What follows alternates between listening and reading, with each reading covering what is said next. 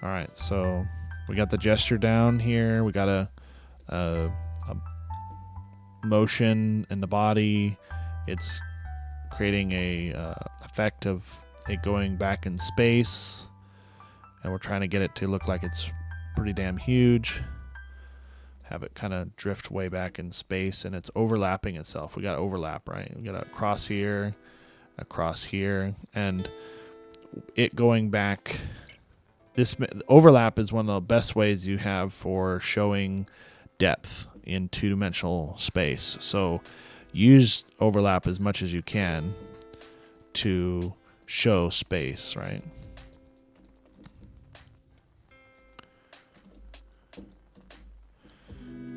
All right, so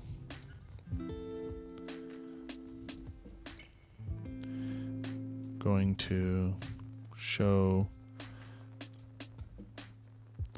building up the body, going back in space.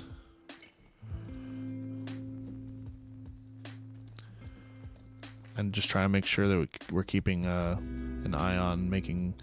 We're kind of thinking this is like a tube, right? We got a tube, and it's... As it goes back in space, the tube is getting smaller. And try to keep an idea of like how it looks in perspective. That way we can make sure we're keeping it looking accurate.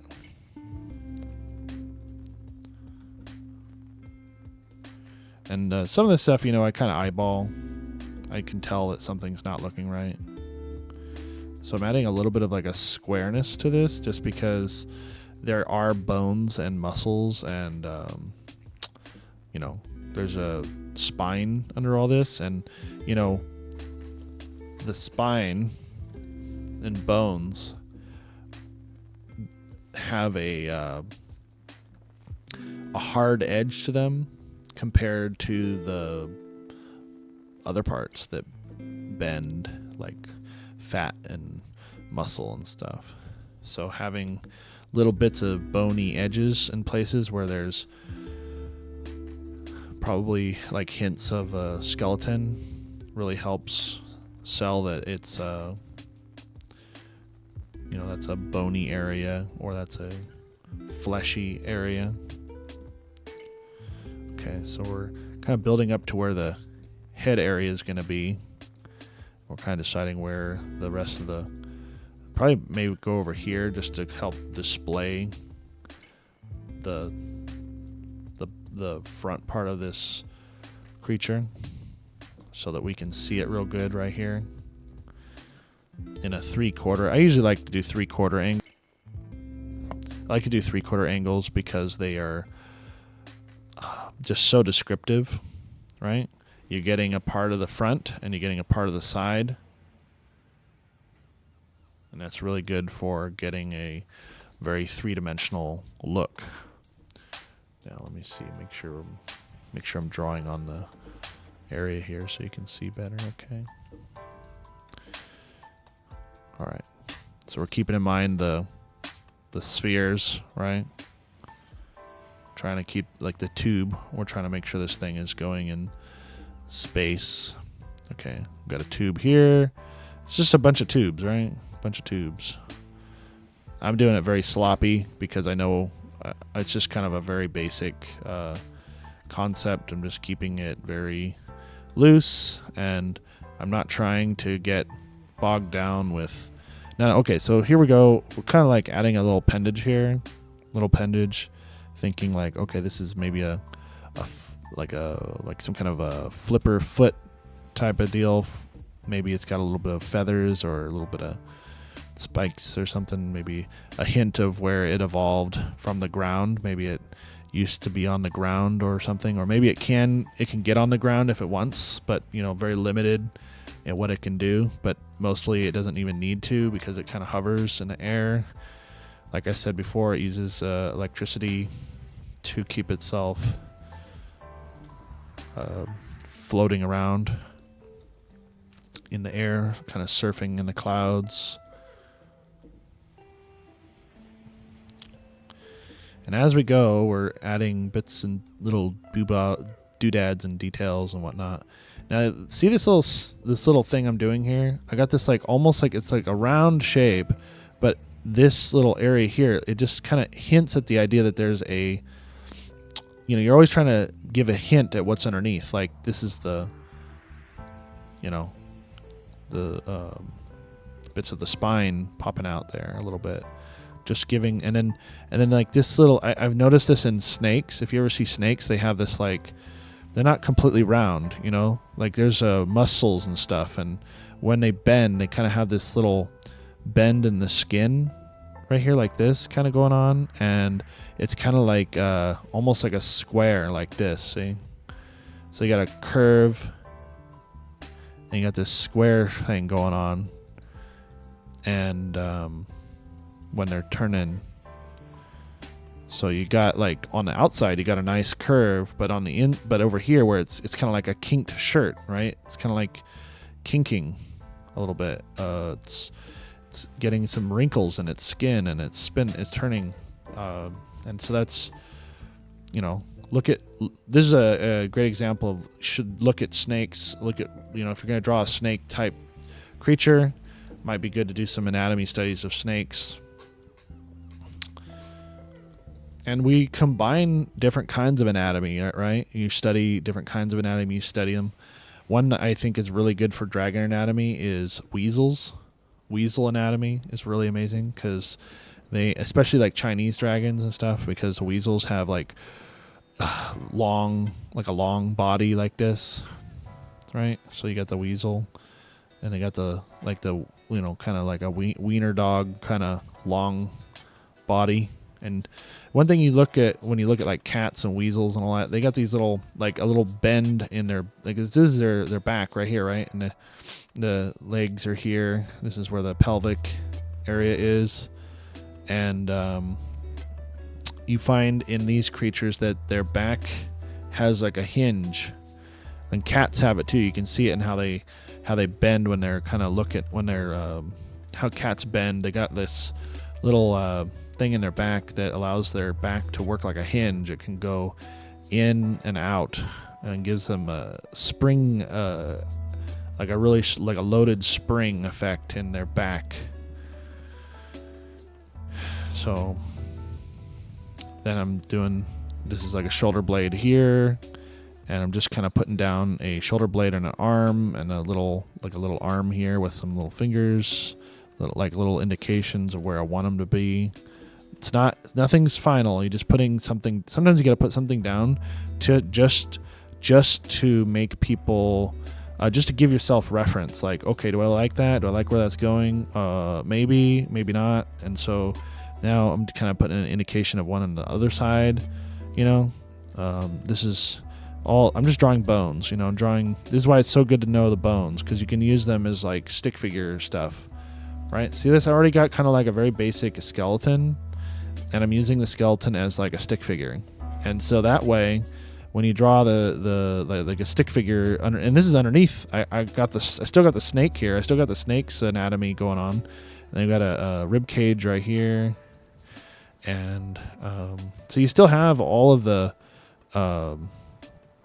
elements of the body here. Right, you still got, you still got all of you got the bones, and then we still have the snake. So we're combining the snake with the regular anatomy, right? So I'm kind of making this other part of this, like dragon, like it's just like a giant tail that goes out, and maybe, you know, the fact that it's so long, and it's got all these spines and stuff on it, those are parts of like the conduction of the electricity. Right, the conductors, maybe all this creates a lot of like body mass that conducts all this electricity, and it builds up, and you can use it, and it helps them fly around. It doesn't even need to have wings, you know.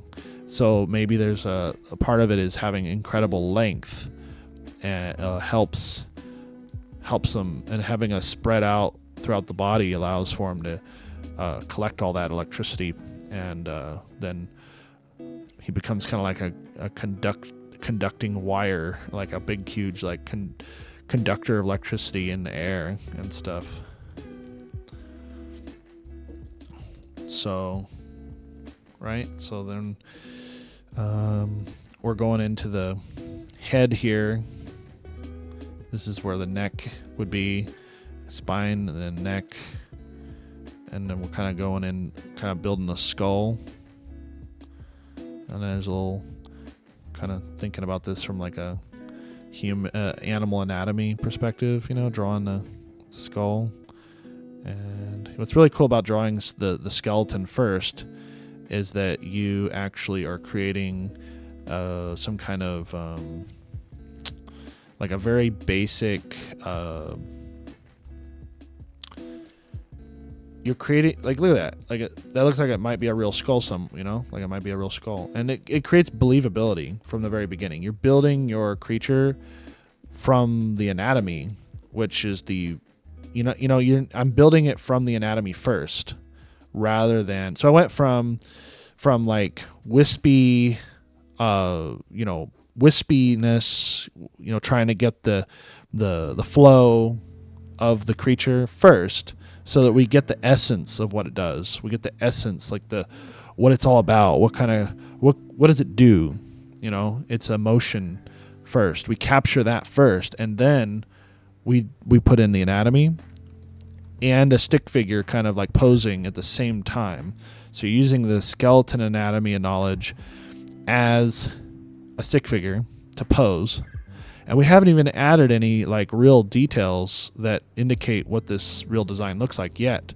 But you can kind of imagine anything right now at this point. Any kind of thing you can work from this point. Right? And we can do different things, like we can change the head size here and make it a little bit smaller. I think it needs to be a little bit smaller right here. And we can we can add another appendages or whatever, and there's a lot of things we can do right now. We still have a lot of options, right? But we have like a really cool foundation. There's a really cool foundation to start from. So now let's see, this is all done in like 3/4 perspective. So now let's try to kind of play around with this skeleton a bit.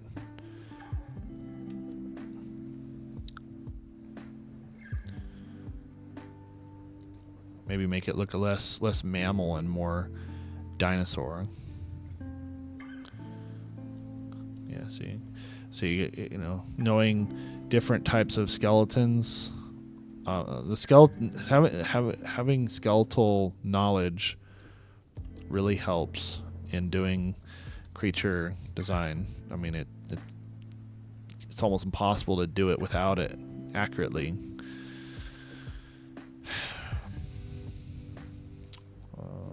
I wouldn't say impossible, but it looks way more believable if you have studied and have memorized creature anatomy. It really, really helps a lot. Okay, so we have to just think about, okay, what kind of sky dragon head do we want this to have? And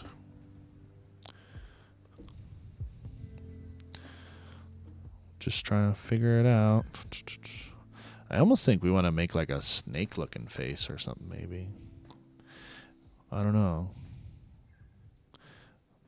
I'm kind of getting a snake vibe, like a rattlesnake or a viper kind of head or something. I don't know. Just maybe dinosaur meets snake, or dragon snake look, because it is a snake body. But we'll experiment. We'll see what we want to do here. This is the fun part, everybody. This is fun. This is what determines, especially the face. It's going to determine a lot of like things, like what kind of, like how angry does it look? Some kind of creatures, I guess, look ferocious and dangerous, and others might look kind of like cute. Right? Or maybe some might look very like medium, like maybe not so dangerous, but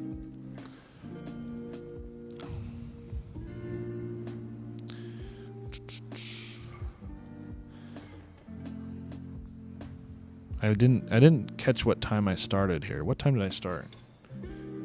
How long has it been? I just need to make sure I keep track of my time, because I gotta make sure I get back to the manga after an hour of working on this. I think once I get the face set up and get a little bit more of this main body done, that'll be enough for today. Now, I guess we can make this thing have like a little beard here. I think everybody likes those kind of like dragons with like a beards. And then let's like some like long like things like this, because maybe those like help with the more of like what it does with the rest of the body is like conducts electricity and stuff. These like maybe it's got like these little tentacle things that conduct electricity. And you can see like other kinds of creatures that can kind of do this kind of stuff, like they can maybe you touch them or something and they can zap you. Moray eels have the like the stingers, and the moray eels that can actually, I think they can actually zap you, right?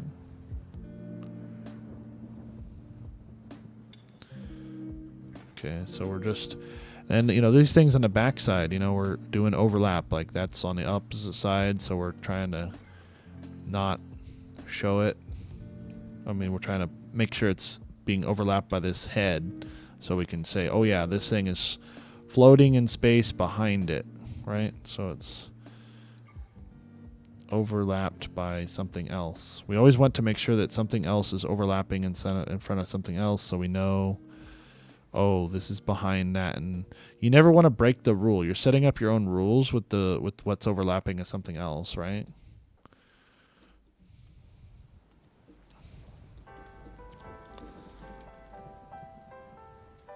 Okay, getting in here,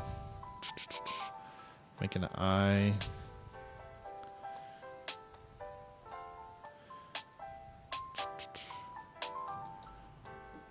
Putting some scales and stuff in here. Ooh, I kind of sense like a little bit of a tiger-ish kind of face happening here a little bit. Like that. I always like those kind of tiger-looking dragon faces. Always so cool looking.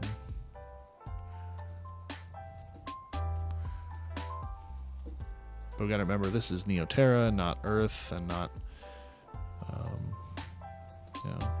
Although, you could technically say like, ooh, maybe some of the humans saw like glimpses of the past on another planet, and there were maybe the Chinese dragons and Japanese dragons were based off of real dragons somewhere else.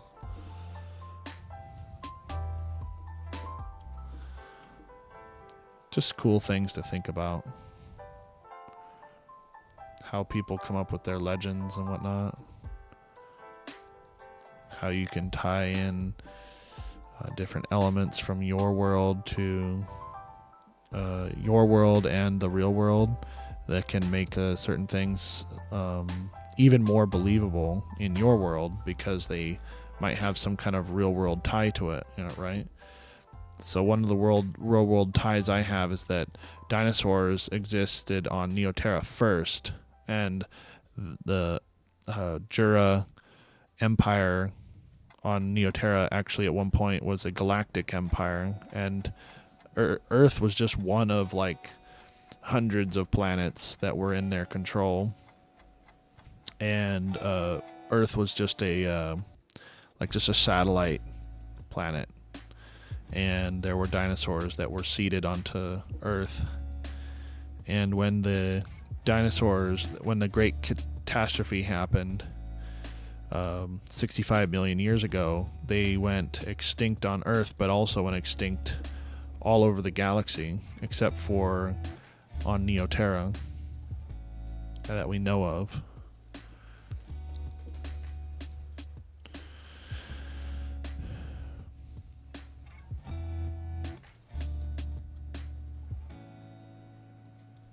So just adding more details into the face, continuing to think about how, like, okay, so let's see. Is he gonna have some teeth? Yeah, let's have some teeth. Teeth.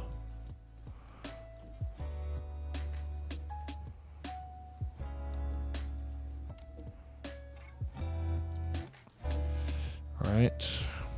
Ooh, his face is looking like it's out now. Like his mouth is out. I'll put some chompers here. Sharp little guys.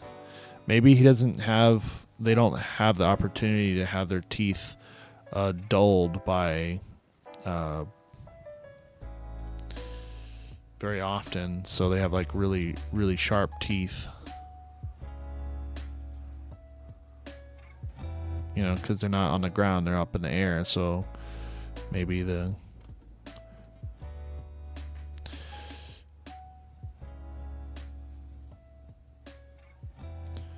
Yeah, so anyway, adding in teeth. One thing to keep in mind when you're making teeth is like teeth and you're doing like jaws and all that stuff. And that's why this is so important to do like skeletal stuff, is because you got to keep in mind that like you should look at teeth and how teeth fit into jaws, right? And so when you draw teeth on the palette, whatever, right here, so you can, this makes it a lot easier, as you draw this in right here, and then basically draw the surface where where your gums are for the teeth, because this is actually just, you know, it's just bone. You know, your teeth are growing out of the bone in your jaw. So just basically draw a jaw. You're almost better off to just draw a jaw. I do this for myself sometimes too, when I'm just like, I'm drawing it and it's not really turning out too good. It's just, you know, go back to the fundamentals and just, you know, hell, that's like a horseshoe, like, right? See, this looks like kind of like a horseshoe almost, right? But you can plan out where each tooth is going to be and make sure it lines up across like that. Then think about, it's more important to think about not the end of the tooth, but the inside of the tooth right there. See how the tooth goes into the jaw. That's more important than this part right here. So everybody puts all the emphasis on this part. This is more important right here. Where it goes in to the jaw. So goes in, see, the full tooth. That way you can get it more accurate. It's almost like you're plotting it out in like a 3D program or something, you know? It's you know, you're plotting it out, and there, then, you know, then you go in and erase the plotting stuff, and it's just a lot easier way to get it right. You know, it seems like, oh, why would I want to do that? That's like a lot of extra work. Yeah, well, it gets it right. It helps it makes it look more accurate, like you got it plotted out. And should I do that myself all the time? Sometimes I can wing it and just do it really quick without, you know, doing it. But, you know, a lot of times it's just easier just to do it this way, just because then you know it's right, rather than it being wrong or playing around with it until it, you know, just playing around with it and fussing with it until it's, oh, maybe I got it right, maybe I did, you know.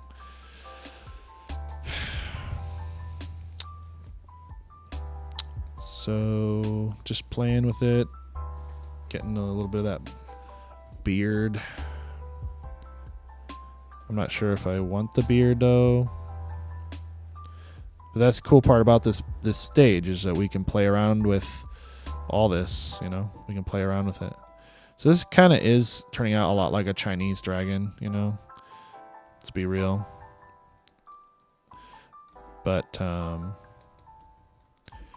we can change it in our own little ways, make this little different or whatever, you know, our own little different look on it. Maybe make it look a little bit more like it's, you know, there's electrical type stuff that are involved with it. So maybe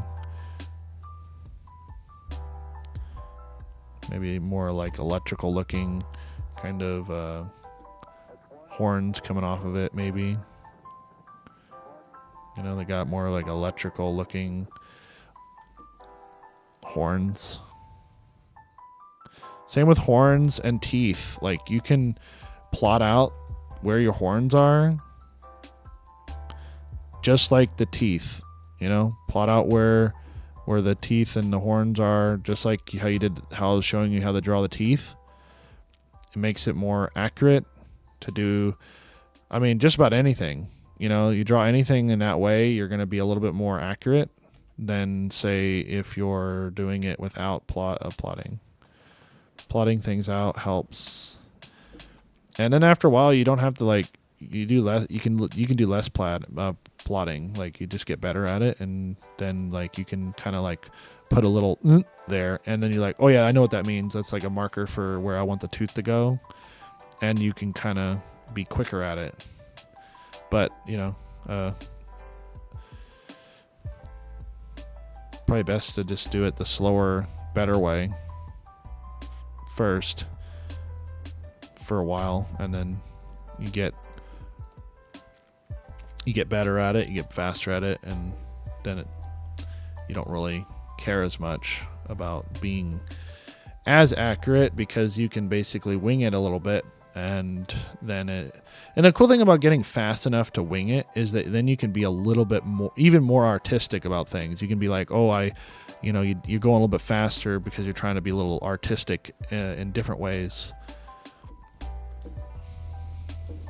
But wow, this is looking pretty cool, isn't it? Hope the power don't go out. I haven't even saved this file. Let me see if I can save the file. Okay, it's saved, but it's saved as Comic 11. The file name is Comic 11. I didn't name it right. Comic 11 is the book. It'll be called something like Beasts of Neoterra or Bestiary of Neoterra, something like that.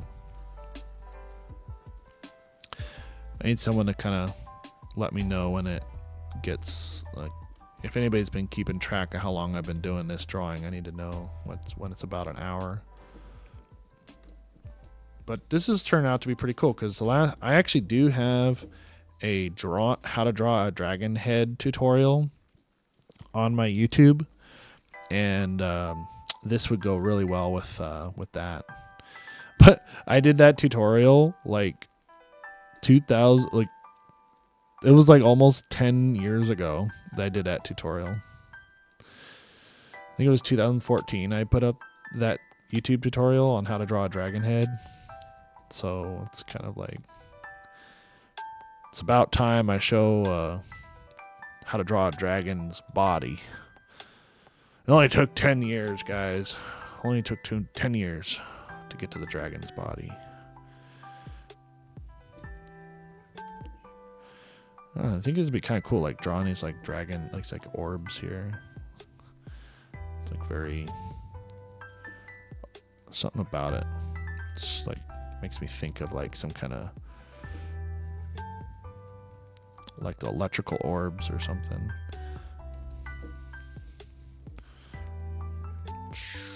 Power orbs. Maybe the mana. Maybe they're juicing up those full of different kind of. Maybe they're converting the electricity into crystals, like the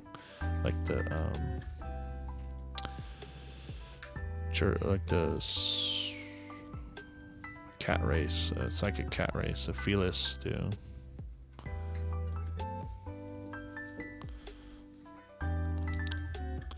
So yeah, there are magical items in Neoterra, but they take a long time to be created because either creatures or the felis, they will meditate their psychic energy into a crystal their whole life, and takes a long time for them to get made. So they are like legendary items.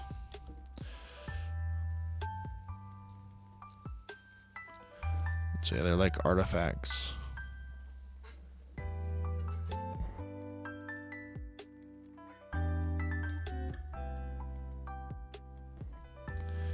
Yeah, so it's looking pretty cool, right? Anyway, so despite it being cool, yeah, this is the prompt was lightning air serpent dragon. Everybody loves a good dragon, right? Everybody loves a good dragon.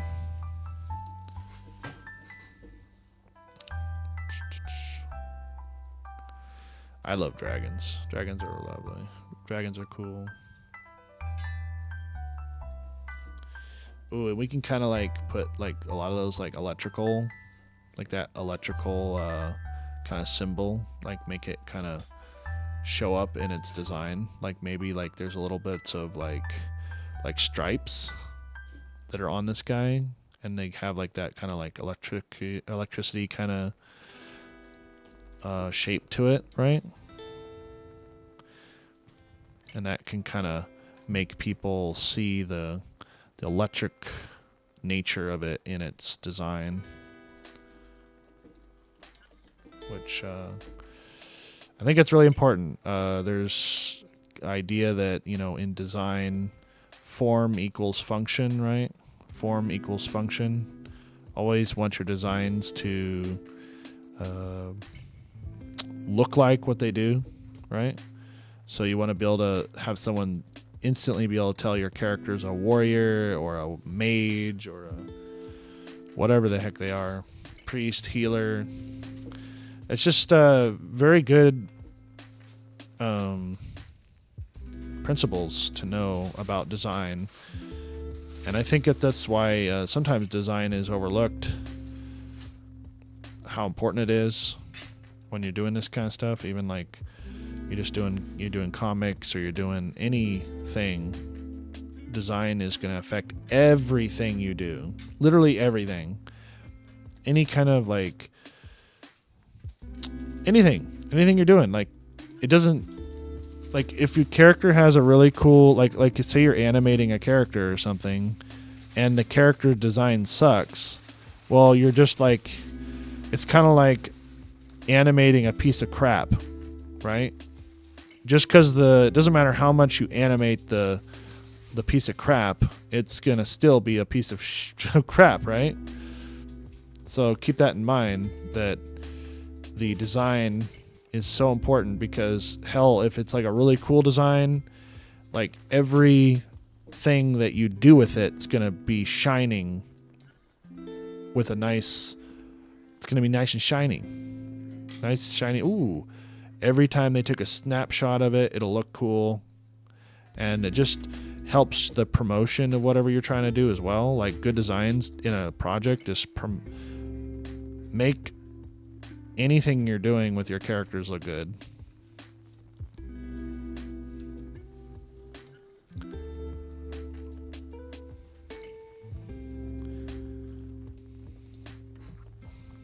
So we're having some more overlapping shapes here. More of these like electric pole, like strings things coming off of its head. Maybe this is another way for it to generate electricity, and he controls it off of his face, snout things here. Whiskers. You can call them dragon whiskers, right?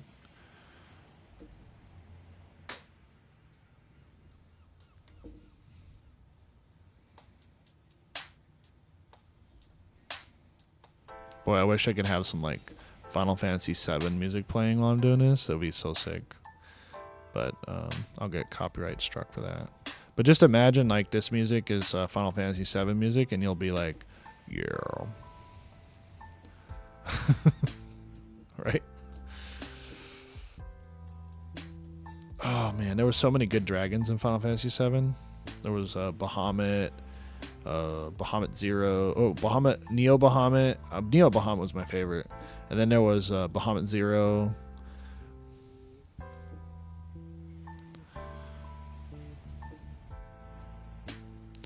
I'm a big nerd, guys. Sorry about that.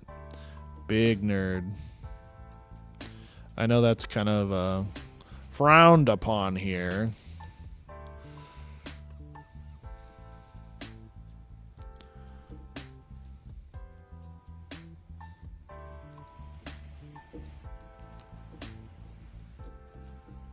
Oh no, the nerds are taking over.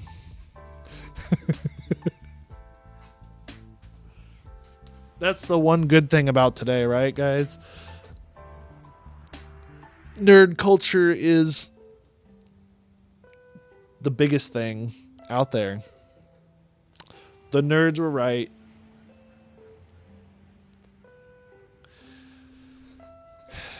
That's the real culture war right there. The nerds won. I knew the nerds won the culture war when Game of Thrones was getting more viewers than the Super Bowl every single episode. Isn't that crazy? Game of Thrones was getting more viewers per episode at a certain point. It got so popular that it was actually more than the Super Bowl every episode. And I'm like, yeah, we did it. We did it. Finally, the football's not as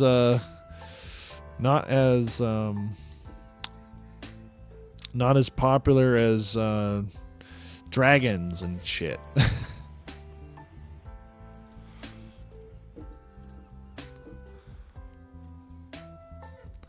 Finally, I don't have to be in the closet about liking Dragon Ball Z. I can just go out in public and be proud of it. Damn straight, I'm into Goku. I lift weights when I do it.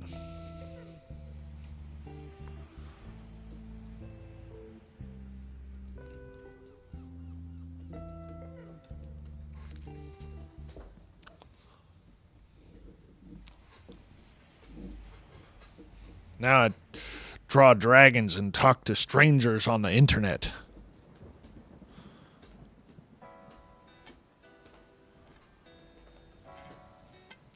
I told my uncle about that, and he has no idea what's going on with it.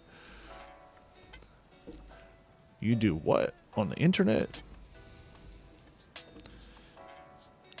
Yeah, I talk to people all the time on the internet. And I draw.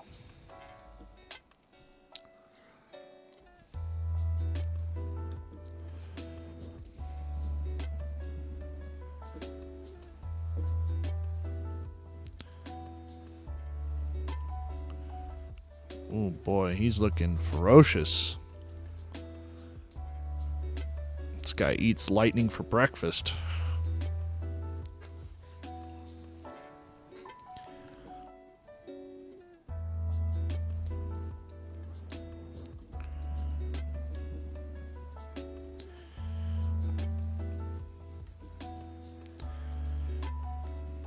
Kind of make it look like there's some like lightning kind of zipping out of his mouth there a little bit, maybe.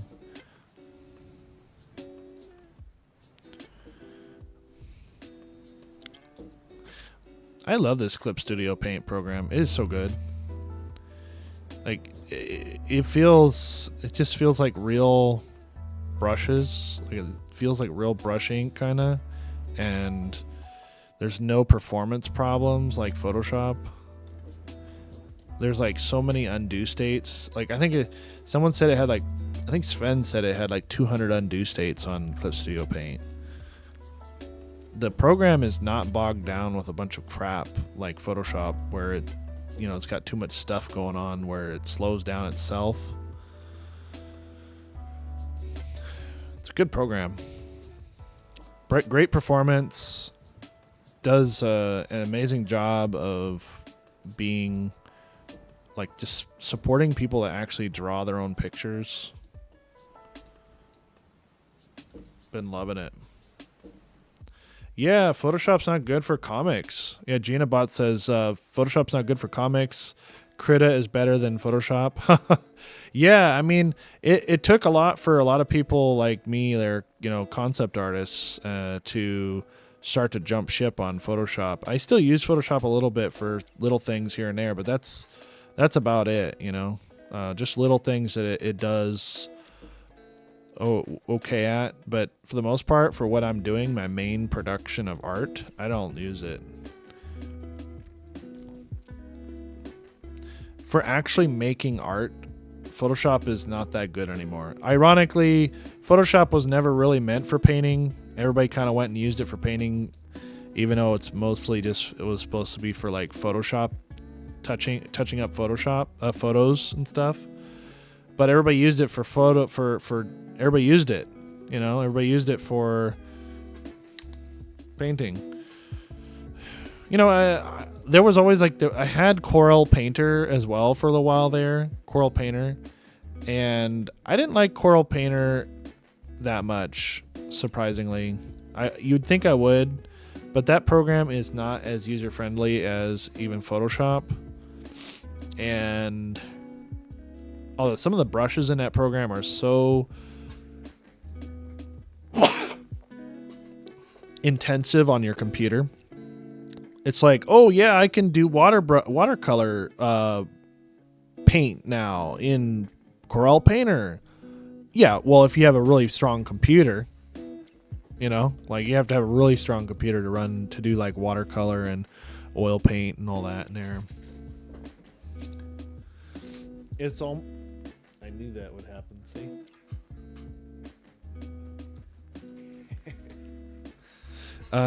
Yeah. So yeah, in this design, I'm just trying to continue to help push the design, you know, and then see, I'm going back to where the gums are, the gums of the teeth, and I'm just re-emphasizing how the gums look,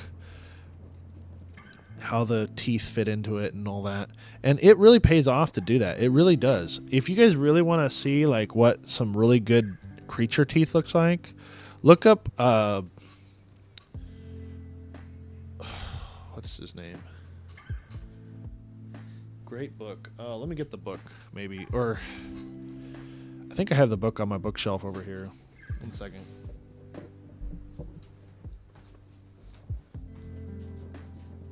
Yeah, I got it.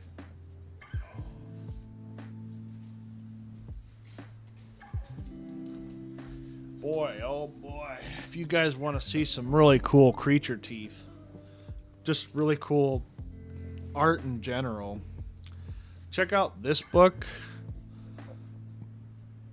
Paul Bonner, The Art of Paul Bonner. This book is pretty insane. He is an incredible illustrator. He's one of the original like Warhammer artists. Let me pull up some of his amazing, incredible monsters with teeth and stuff. Let's see if I can get a light going here. Babe, could you turn that light on right there? Okay, let's see if this... Let me zoom out here a sec. Get a little bit more space. Put this on my Cintiq.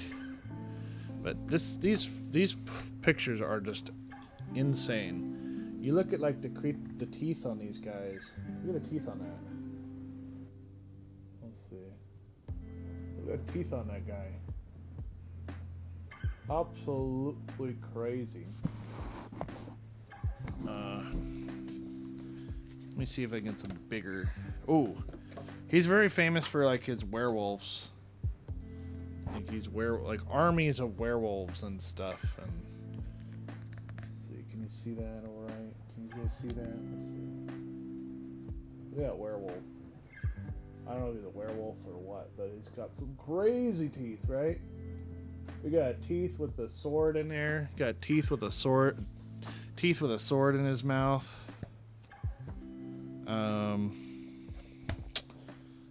He does really good dinosaurs too. Amazing dinosaur illustrator. Like, check out these dinosaurs. Dinosaur illustrator as well. Those are like brontosauruses. And then, let's see if I can turn this right here like this. Let me put my mic over here. I'm trying to show you guys the... and you got... Look at these... look at... Yeah, just a incredible artist. Look at those. I'm gonna just get the Tyrannosaurus here. So check out how important drawing a teeth is. Look at that. Oh, can you see that properly? Yeah, look at how cool that is. Anyway, Paul Bonner, incredible artist. Thank you, Paul Bonner, for doing that great work. Making me look like shit.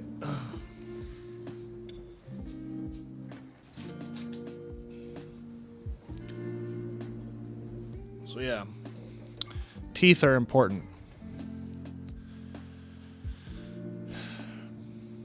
So I get, inspired by artists like that take really good, that do a good job with elements like that. I don't one for one do any I never do any I don't like to do studies of people's stuff. I just like to be like, oh, you want to learn from them, right? Like, you learn that there's some really good principles, right? Like, you learn the principles behind it, right? Like, oh, always make sure to draw your character's teeth with intent, and draw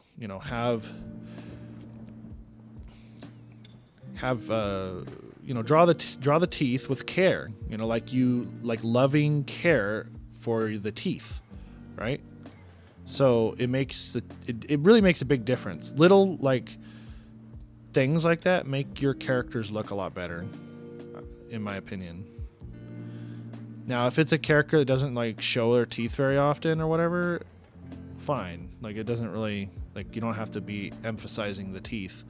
But if you are doing creatures and stuff, and they're supposed to look kind of scary or something, or it's supposed to be like a leaf eater or something, and you make the teeth look like they're designed for eating plants, it'll make people feel like the form equals the function,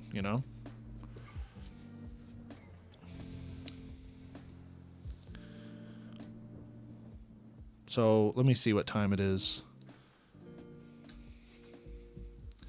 It's 3:43. Let's go for 15 more minutes, I say, on this. I'll put the timer up for 4 o'clock. It's 3:43. Let's go. Whoops, that was my Twitch.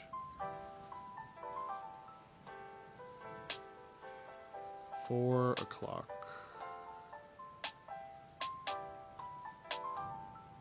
16 minutes. Let's see how much we can get done in 16 minutes on this dragon, and we're going to get back to the Neoterra manga production. All right.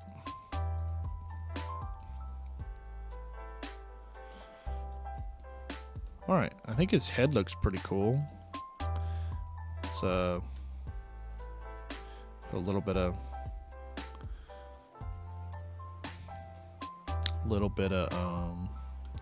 cross hatching in there to give some of the form, because a little bit of the form's being lost in all this stuff going on the bottom.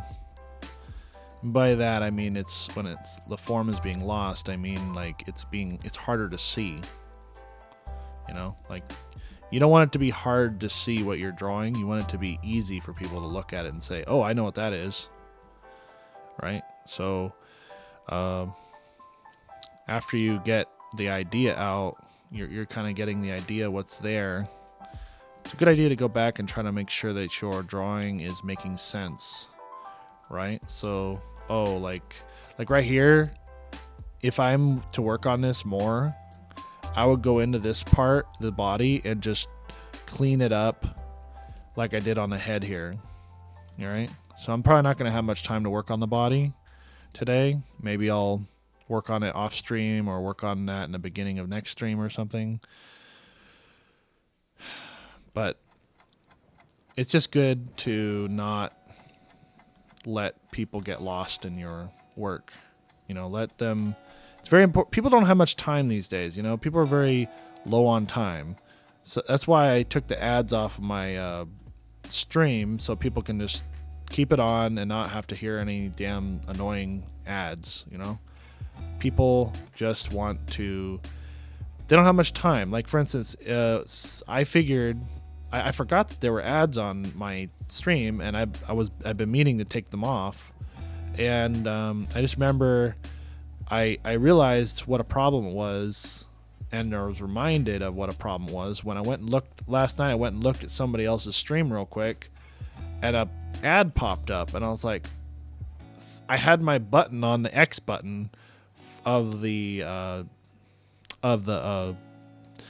Twitch stream, and I was like, oh, well, I'm sure how many people have come to my stream and were like, saw an ad, and then their first reaction was, oh, I need to get out of here, you know, I'm gonna go click on something else. And I just don't want to have that. So I'm not worried about getting ad revenue here at all. I never was, and the only reason why that it was on was because it was on by default when I finally got my Twitch set up. Once it finally got to the level where it could do that.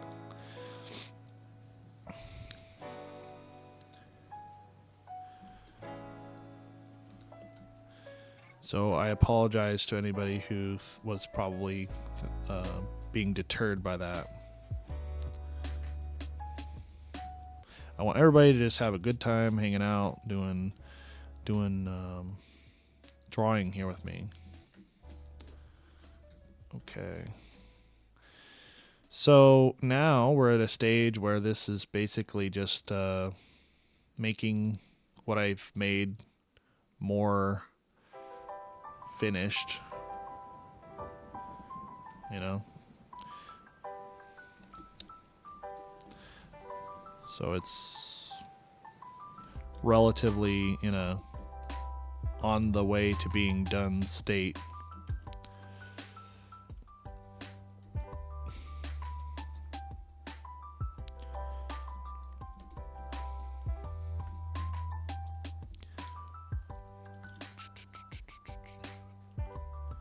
Kind of putting this little stuff in there to help show the form a little bit better, and trying to cut down on how much contrast these stripes have, because these stripes have so much contrast that they are taking the eye away from the eye of the dragon. And I kind of sometimes you wanted to put in these little like lines or whatever to reduce the contrast right here, because we want to make it look more like a cohesive big, like one creature. And so we don't want the details to distract from the overall creature design. Too much contrast in one area on a area can cause problems for the overall design.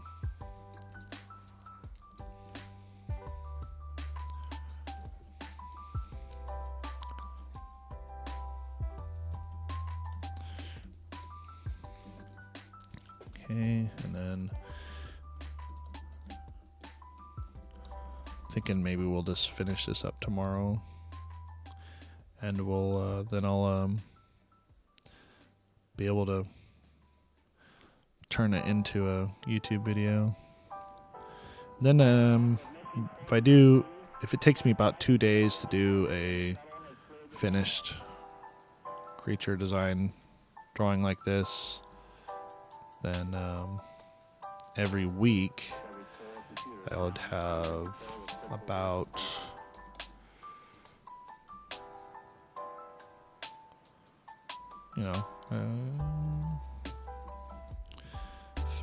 maybe 3 or 4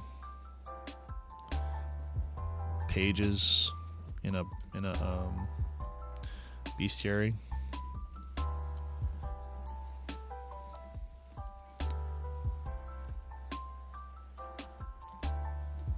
And then, like I said, I probably have my wife do like a watercolor wash, coloring these, maybe. See how that turns out.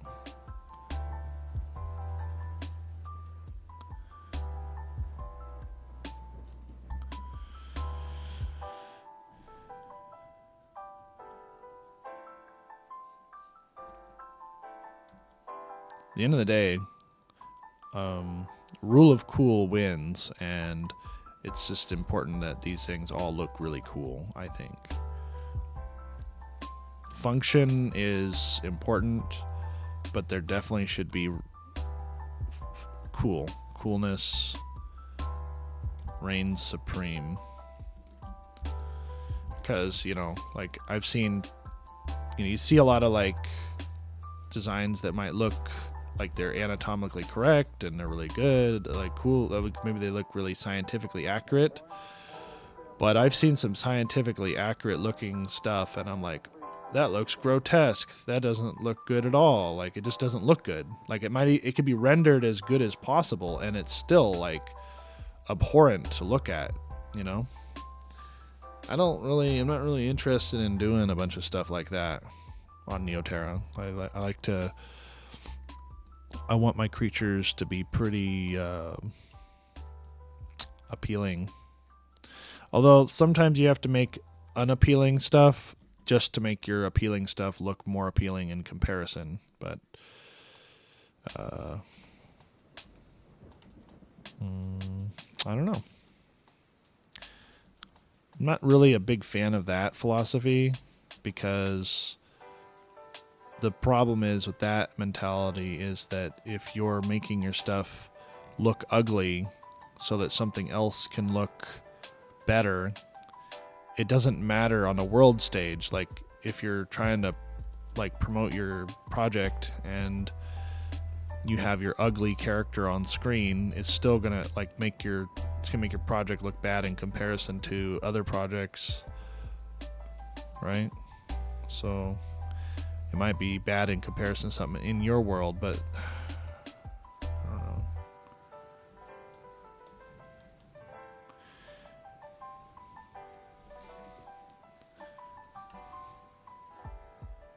don't know.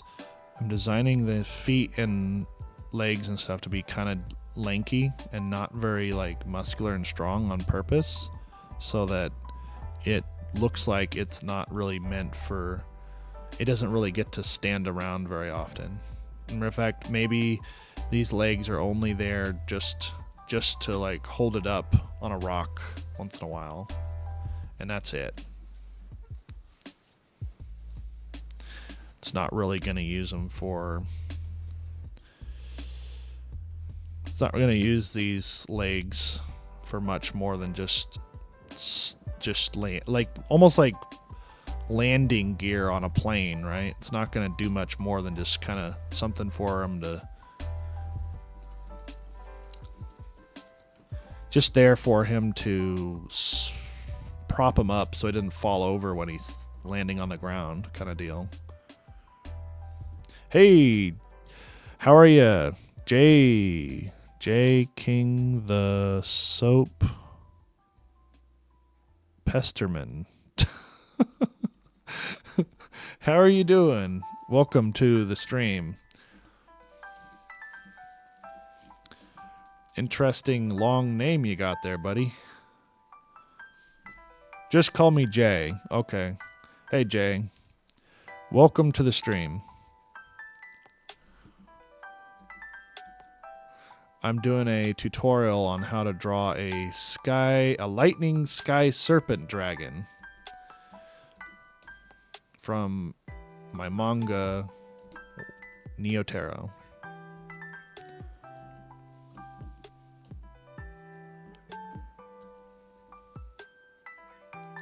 Doing good, huh? Good. Oh yeah, thank you. So these guys are one of the reasons why in my manga, my IP, the world of Neotera, are one of the reasons why you can't have a bunch of sky ships running around. You can't be in the skies because you have a bunch of lightning serpent dragons up in the sky that live there that are very territorial. They'll just take you down.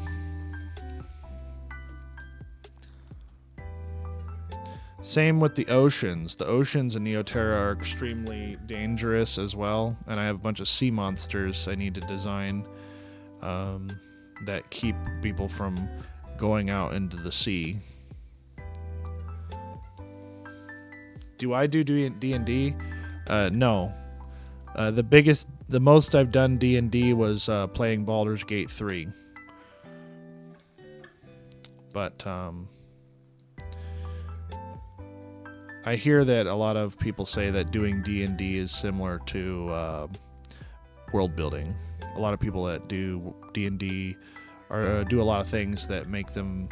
Because, I mean, I've even seen, like, character cards. I've seen people like, oh, you want to make a character for a game or something? Here's a character card. And, like, write down their height, their weight, their race, their backstory and all this kind of stuff. And yeah, I mean, I get it. Like, it's really good for world building for sure.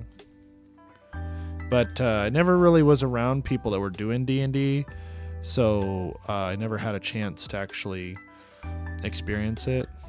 And I mostly did things like I just started playing. Like a few years ago, I started playing Magic for the first time, you know. And that was just because I had a friend who was like, oh man, you should play Magic Arena online with me. It was because I was getting kind of bored of Hearthstone. And matter of fact, Hearthstone was my first card game. But yeah, he was right. Magic's better than Hearthstone for sure. So you do D&D, Jay? What, is there a reason behind the question? If I do D&D or not?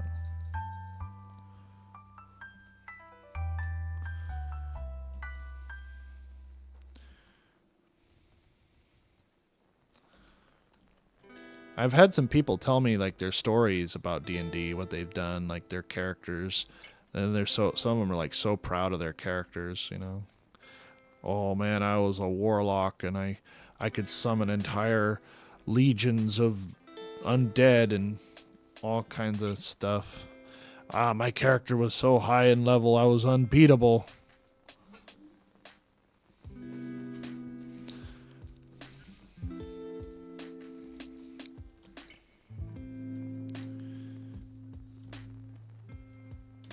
Yeah, this is going to be turned into a YouTube video for, help people learn how to draw sky dragons. And, yeah, help promote the Twitch by putting this information out there, help people out a little bit. Maybe they'll come give the Twitch a follow. I'm thinking about doing this pretty much every day before stream, doing a little character design before I start working on my manga, just to help me generate some YouTube video content, and I think a lot of people like to see this kind of stuff, like learning about design and stuff. This is the stuff I'm very accustomed to, like character design, creature design. These are all like world building. This is all stuff I'm really that's what I've mostly done for the last 10 years is world building stuff. IP development and construction. But as a mangaka, I am a new mangaka. So I'm developing I'm basically taking everything that I have been developing for the last over 10 years and then using that to develop a manga world. And so you guys are kind of on my journey with me as a new comic creator. But my book is actually out. You guys can buy it at Taroshi.com. But I have a new version of it that's being published. That's not the one I have out is a self-published one. The published version's coming out in a few months, like a couple months. Let's see. Jay says, "No, I just felt like you do some D&D." Let's see. And so, how long have you been drawing for? I've been drawing since I was like 2 or 3 years old, like a lot of people. But I had a huge fascination with things like dinosaurs when I was a little kid. And so when I first saw dinosaurs, I was just amazed because I was like, oh, where can I see a dinosaur? And then your parents tell you, Randy, dinosaurs are all dead. And the only way to see them is in illustrations. So that's when I started feeling really excited to start learning to draw, because that's the only way I could really see dinosaurs was through dinosaur media. Yeah, I mean, then you see things like Littlefoot, or what is it, Land Before Time, and whatnot, you know. Back when I was a kid, you gotta remember, I was born in 1987, which was, you know, way before Jurassic Park came out. The first one, you know, when Jurassic Park came out, that was like, I think that really lit up a lot of people's imaginations for dinosaurs. But I had an imagination for dinosaurs way before even Jurassic Park. Like, I was searching for more dinosaur stuff, and then, you know, I think Jurassic Park was the thing that really just set the bar really high for what dinosaur movies and dinosaur entertainment should look like.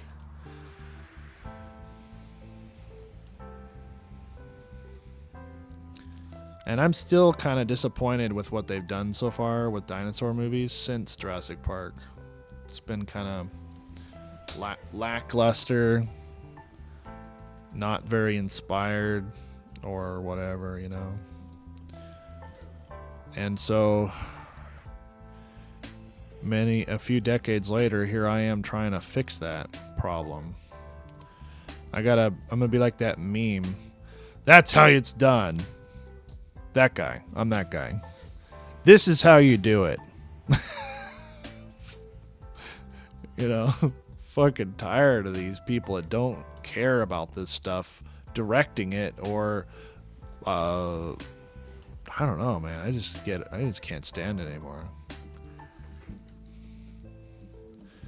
Yeah, you can only sit there for so long hoping and praying that the entertainment industry is going to give you the movie you want before you're just like, yep, that's it. Fuck it. I'm doing it myself. Let's see.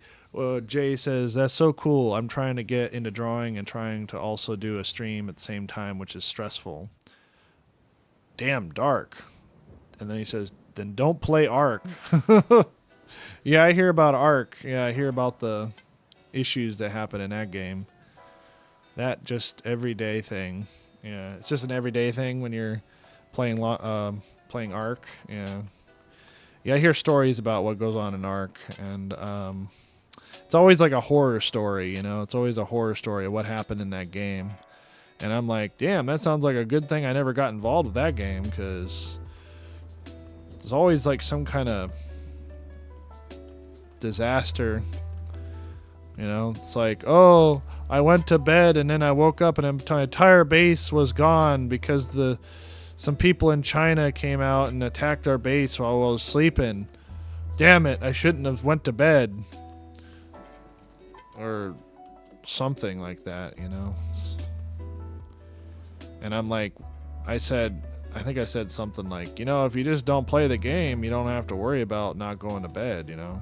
You can just live a normal life. Oh, thanks. Thanks, Jay. Thanks for the follow, man. That's the way I feel about certain games like that. When people start bitching to me about like the problem they have in the game, like, oh man, I'm under so much stress in this game. Oh my god. And I'm like, you know, there is an off switch.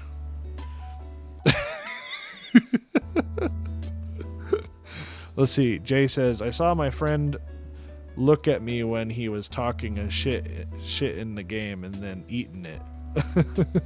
Wait, he took a shit in the game and then he ate his own shit in the game. Oh, that's right. I remember my brother was playing that game when it came out, and the characters like actually like poop and stuff. What, you know, some things they don't need to have in a game, you know. They don't need to have that in the game. I think that they should just like, oh, let's just leave this out, guys. No, we need to have them poop, because then like they can throw the poop at each other if they want, you know. That would be cool, right? No, that wouldn't. No, we're putting it in anyway. Shut up. You're fired.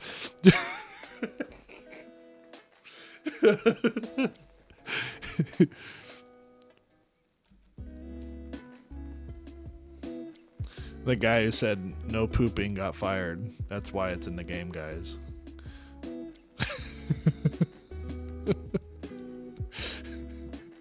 And then no one ever thought about bringing it up ever again in the office. Yeah, it is true, right? That's exactly what happened.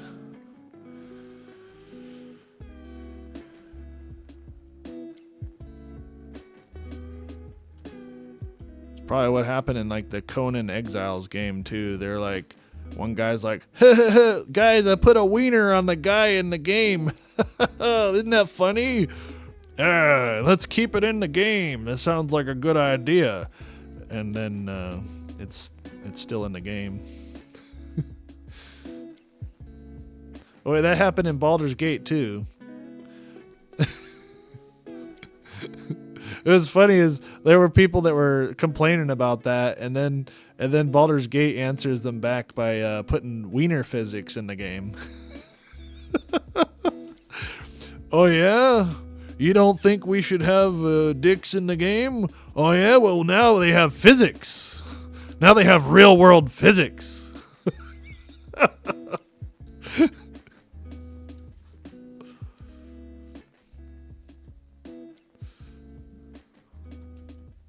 Wow, what a feature.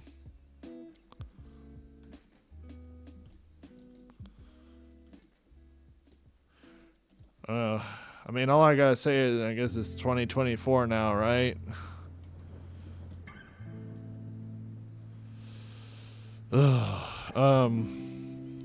Anyway, Lightning Dragon.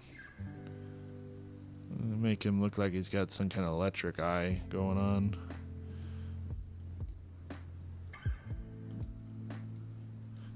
You know, if he's like electric, you don't even need like a pupil or anything. He's just so hyped up on electricity. He don't even like, his pupils are like so, they're just too busy.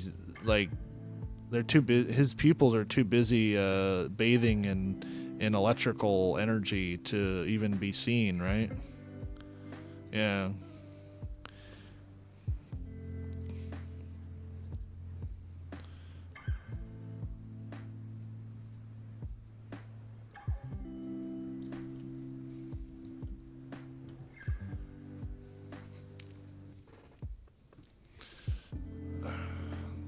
Okay, so everybody likes a good dragon. You know that? Everybody likes a good little dragon.